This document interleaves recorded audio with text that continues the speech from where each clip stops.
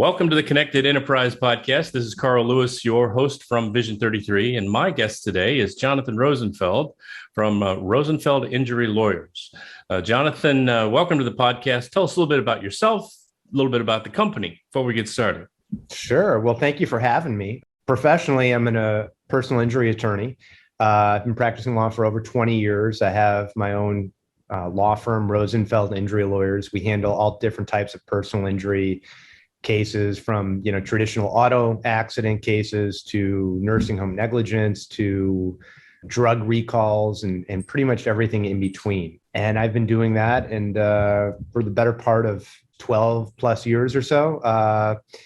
And aside from that, well, I'm not working. I am married, got two wonderful kids, 15 and 11, two dogs. I guess, between the work, my family, and doing things around the house and, pretty much living life. That's it's pretty much feels like it. My days are pretty full. So I'm very fortunate. You've got the whole collection, as most of us do. So that's a big part of it. And just reading about your story a little bit, you have a business, you grew through the pandemic when other people weren't. You really have a belief in about keeping, things balanced, right, in your life. You just talked about, the family and all of those sorts of things and how important that is to you. In our previous meeting, you really struck me as somebody who is a bit unconventional, right? And sort of how they sort of go to work and your take on working in the office. So what has been your personal sort of view of being in the office every day?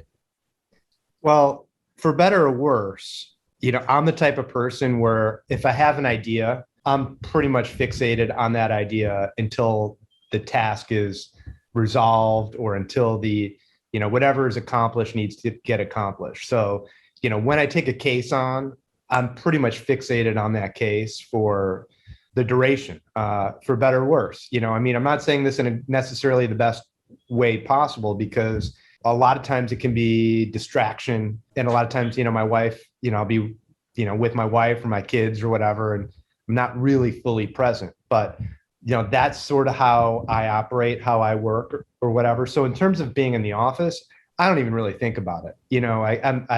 I try to compartmentalize my time in the office, where I'm in the office. I long before COVID was ever a word in our vocabulary, I was just a big believer in trying to put together, a 3, 4, 5 hour period of time where I was in the office doing whatever I had to do, meeting with people, talking with employees, talking with clients. And when that was over, I wasn't staying necessarily till 5, 6 o'clock. I was getting out of there, trying to beat traffic, get home to do, whether it's, working from home or doing things with my family or exercise. And that's just sort of been my routine, if you will, for quite some time. And it seems to work for me. It may not work for everyone, but that's just, something that I've just learned to do. I'm the type of person where, I need a lot of physical activity for me to settle down. I can't just sit at a desk all day. That would be the end of me.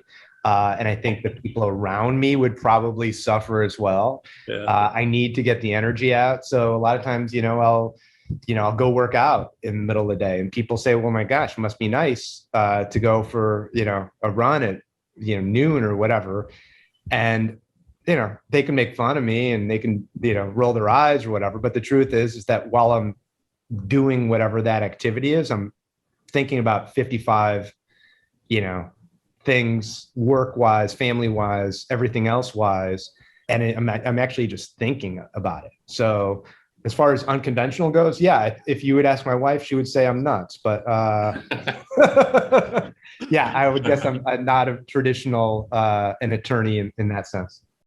Well, do you think, do you think that generally speaking, the sort of we'll call it old school since it's post-pandemic here, that the old school office setup is just kind of wrong for most professionals? Absolutely. I mean, I think what we've learned in the past couple of years is that, people who are productive are going to be productive whether they're sitting in their pajamas, eating takeout food and, in God knows where. And people who tend to be, less productive are probably going to be just as unproductive in the same environment. And I'm just a huge believer in, when I hire someone, I don't really care a whole lot about their skills, their hard skills, as much as their attitude, their work ethic, basically their independence in terms of getting things accomplished. I don't like to spend a whole lot of time managing people.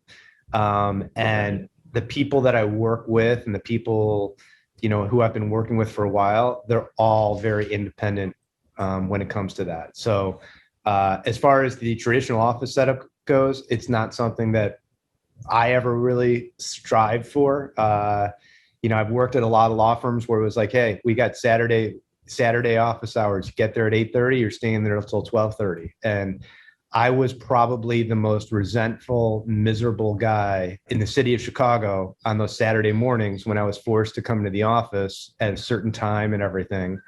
And I basically learned very, very quickly that my feelings were not unusual. Most people there were very resentful of the fact that they were being forced to do things at a certain time. And, maybe they had other family obligations or whatever. And so I've never been a believer in it. But what we've learned, I think, is that, things can get accomplished on people's own schedules. A big part of, the focus of my podcast is all about things that people do to stay connected to, their employees, their customers, people they work with, people they live with. You seem to really have a way of doing that by taking care of yourself.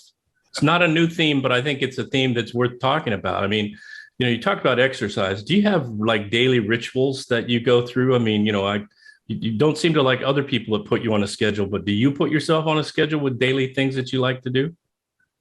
Yeah, you should really talk to my wife, but no, yeah, no, there's certain things that I really just, like I said, it's just become so ingrained in my personality and my daily, routines and everything. I'm a huge believer in routines.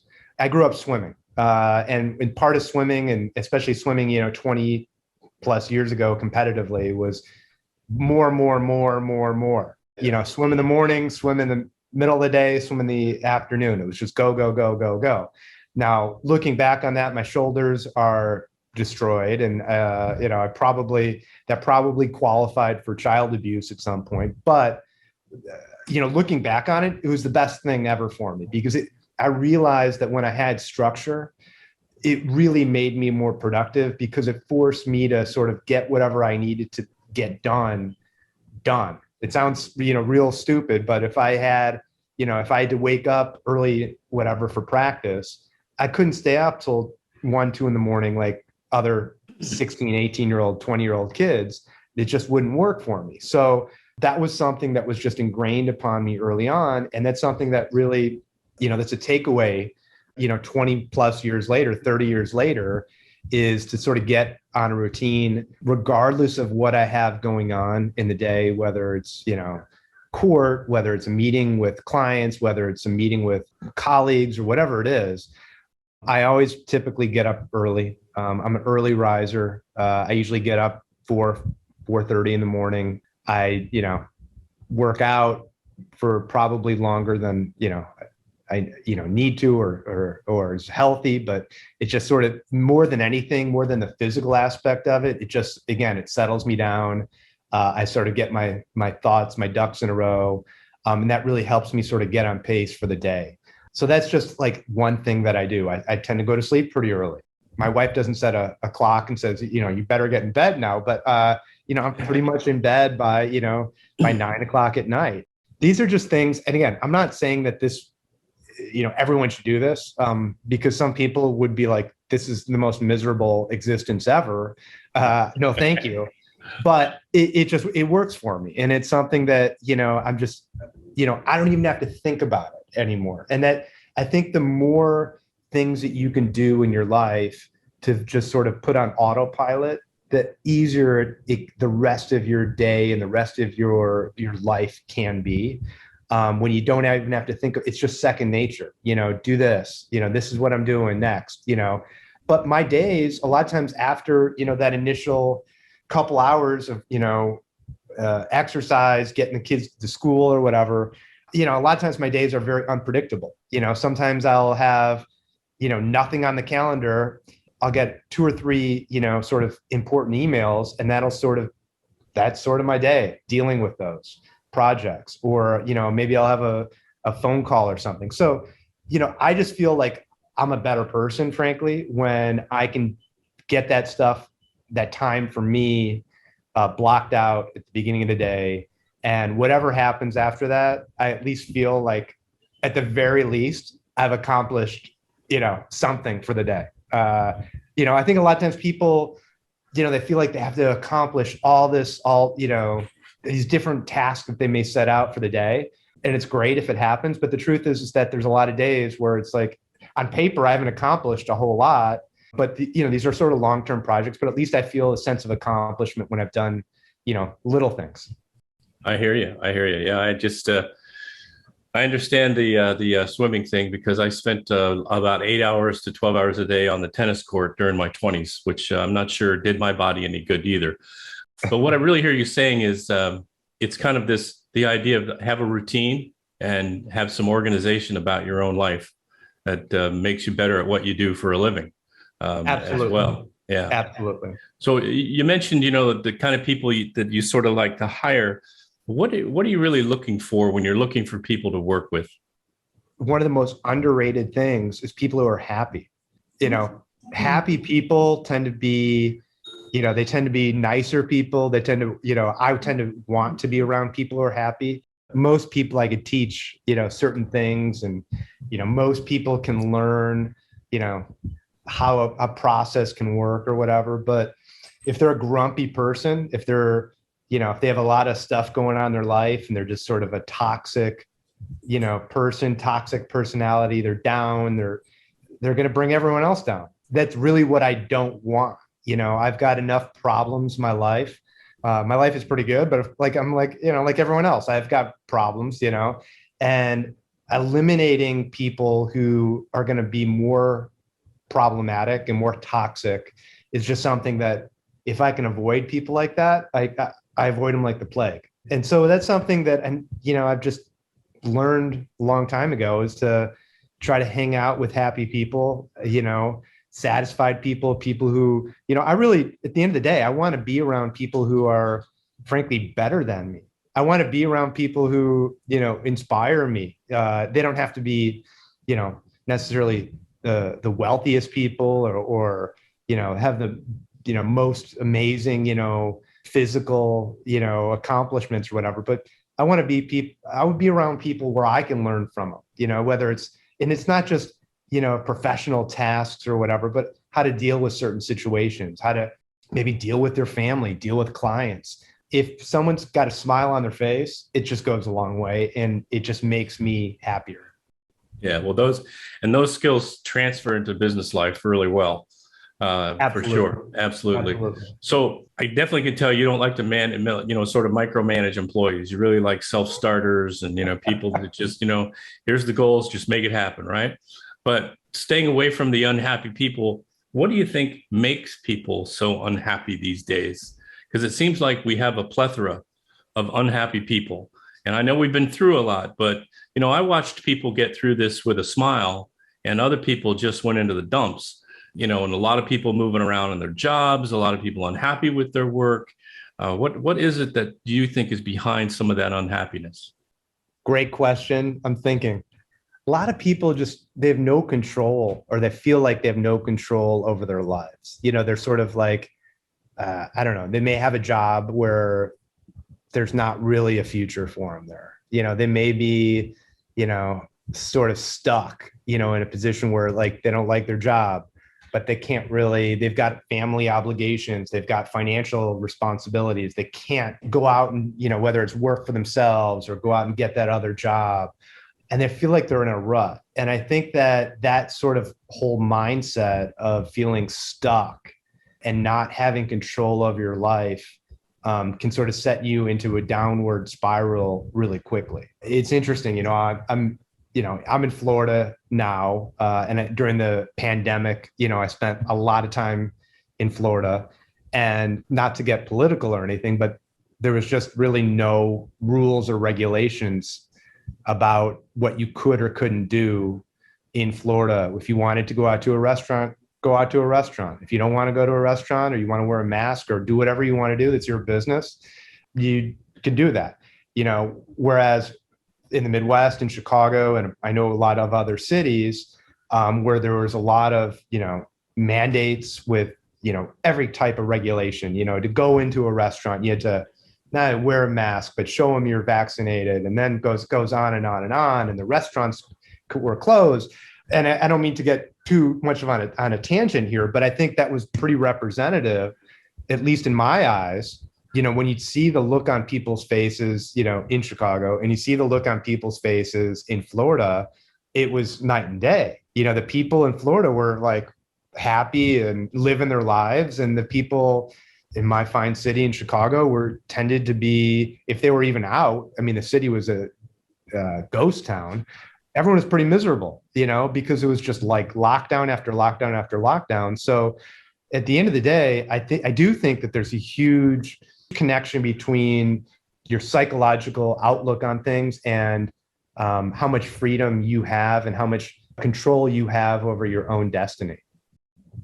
I think it circles back for me for what you talked about earlier, right? You have your own, call them personal rituals, right? To make yourself happy today, right? By doing the things that make you happy.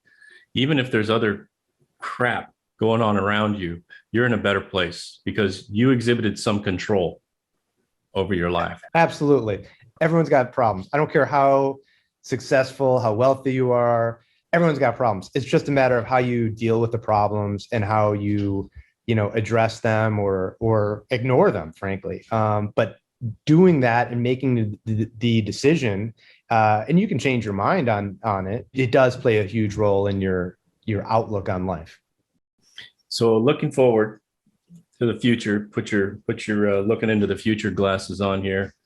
Do you think, you personally, your business will be making changes that are long lasting into the future as a result of the last couple of years?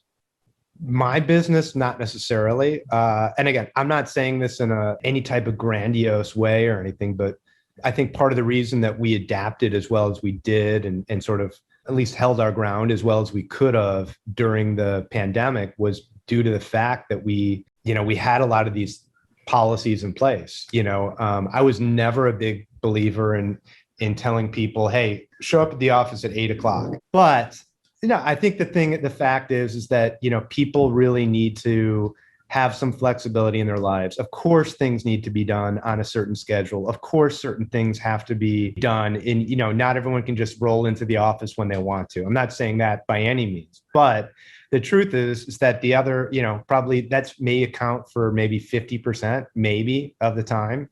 And the other 50%, it really doesn't make any difference. And I think that if you have people who are self-starters, who recognize, hey, this is a deadline, it's a hard, fast deadline, this is something that can be put off, you're going to have a happier office environment, happier staff, and ultimately you are going to be happier, because if your staff is not happy, you're not going to be happy. So, looking forward, hopefully we can continue this policy, but I think the key is really to hire the right people. Yeah. Well, Jonathan, this has been refreshing. You don't find many business owners who are able to be as transparent about themselves as you are, and that's a gift. So I thank you for it, and thanks for taking time to join us today. So, it's awesome. Yeah. Have a good rest of your day. And for everyone else out there who listens to our podcast, till we talk to you again, stay connected.